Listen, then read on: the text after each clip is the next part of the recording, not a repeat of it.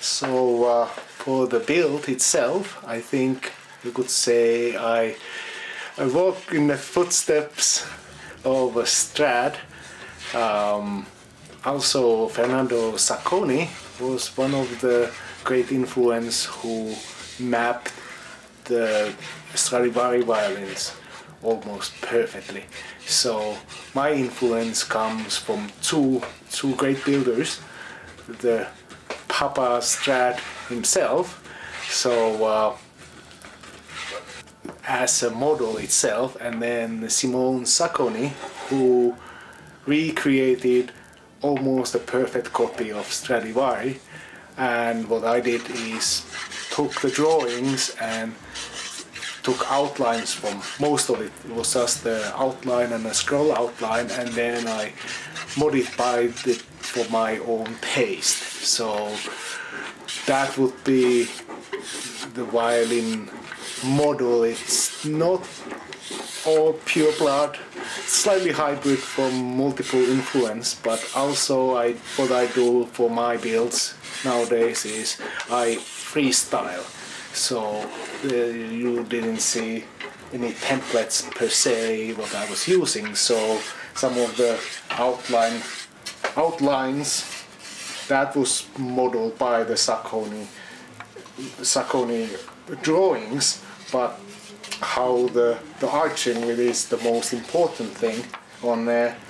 That is just after years and years of seeing multiple violins, I just take influence from there and just throw any template away and just go for it. So for me it's more sculpting than following blueprints. So totally drives British engineers crazy, but it is like it's you get close for the outline, and then the rest of it just whatever comes to your mind.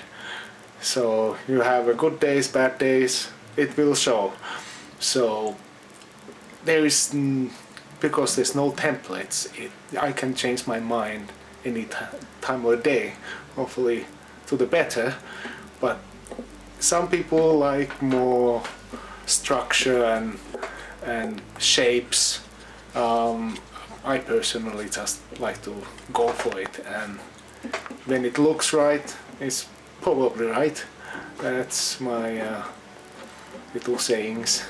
So there are many fathers for the model and the violin, but I think the influence of some of the great makers and different years also. So you would only look for 1716 Strad, you would look always violins and just pick up the shapes and designs you like. So it wouldn't be perfect copy, and that's never a point on violin making. You take influence and you give homage to your master or someone who you idolize, and I think that's a great way to keep the memory of a person alive and also add something to yourself without feeling guilty. So I think it's everybody, and all of influence what we see is culminating into the violin itself. So it would be wrong to say I just make a Stradivari copy or something like that. It's influence, and yes, I do use some of the outlines of the master himself, because well, You can't really beat that. If he had really good track record, you will copy the winning formula, but you do it hastily and you try to at least bring something your own self into the violins. And of course it's sometimes easier just copy exact appearance and the varnish and color everything to the original one, but what's fun with that? You want to play with being someone else, or you want to be more yourself? So that was my chosen path. I think everybody can copy, and to get something extra in there, I think that's just more brilliant.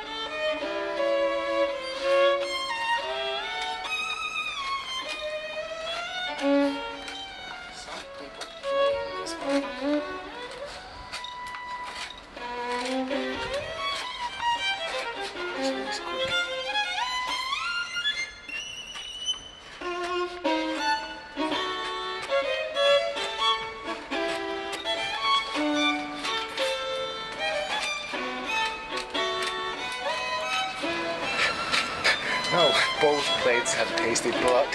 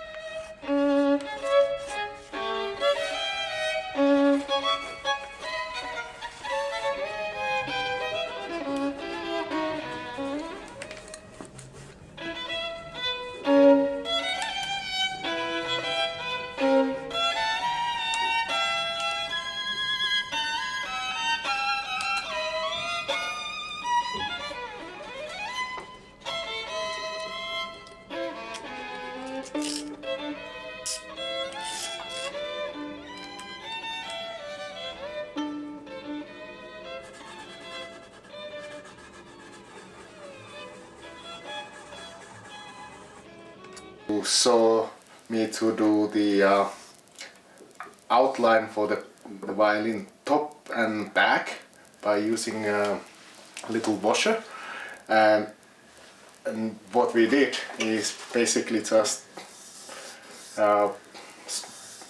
prescribing the outline of your ribs, and then these parts were the only one what the template really mattered, and it's not even exact one. So the washer trick seemed to work, and it has been probably used for hundreds of years. So why fix if it's not broken?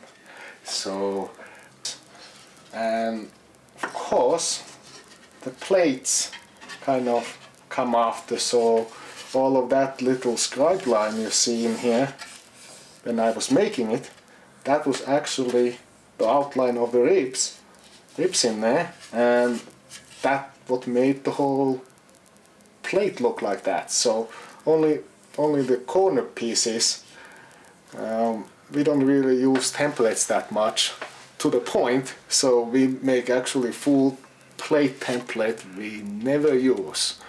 It is silly, but you know, we are silly people. We only use maybe a part of the corners and kind of try to fit it, but if you actually take a template and try to fit it on this one, it's miles away. But that's exactly to the point.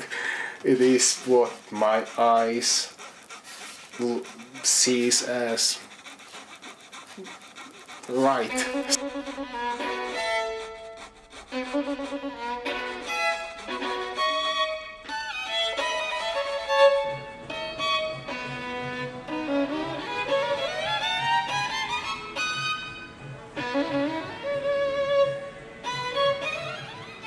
And then the back is one-piece maple, and it's a bit quilted. You get a little bit of sort of black growth lines and all that, and I believe that is made by fungus.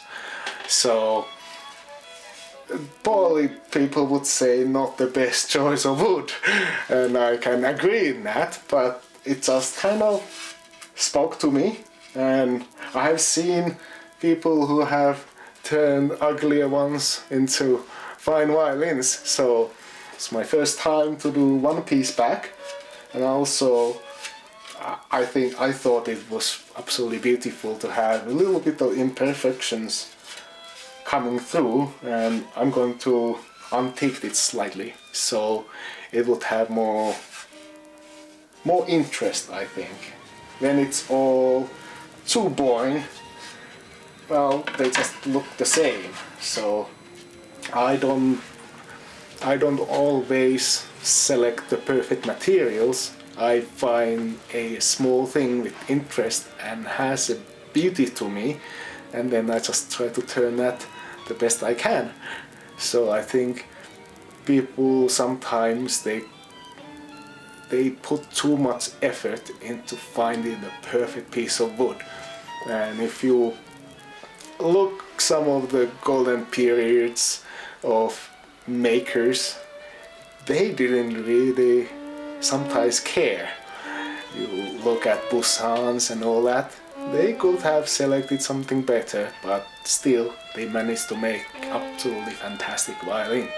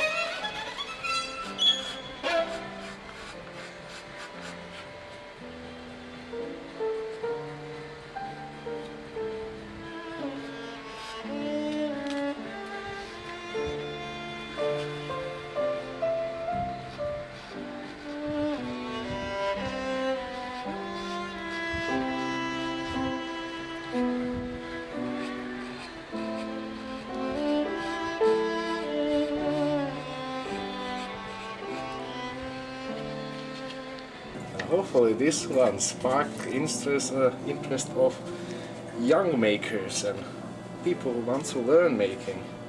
That's my take on this. Is